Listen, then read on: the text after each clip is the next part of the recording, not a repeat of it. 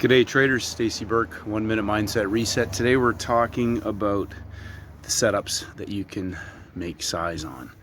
So a couple of great questions from traders, and one of the things that I really like to focus on, I talk about this a lot, we'll do a video on it, is major round numbers, because like Paul Tudor Jones talked about, he won't look at a trade setup unless he can target at least 5 times his risk as a profit target on the trade. And I used to think, well, that's fine, I'll set my profit target at 5 times my risk, but it doesn't work like that. And I learned a lot from Peter Brand in terms of asymmetrical risk reward, in that you have to have the actual mechanical setup that will target 5 times your risk on the trade setup itself.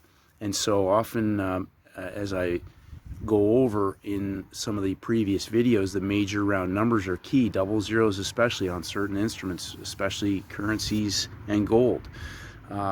Major quarterly levels for indexes, that's where you can target 250, 500, and sometimes 750 pip ranges on these large moves.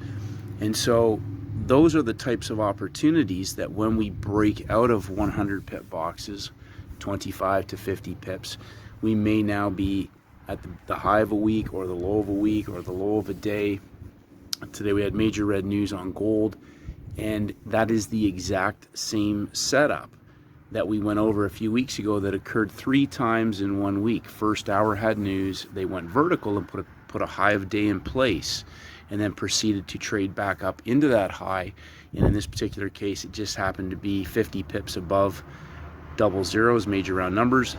That broke down inside a break in structure in the second hour, and they pumped it up heading into the New York Open, right into the double zeros, into our peak formation for a vertical move 150 pips down, 50 pips outside of the range, which took out the low of the day.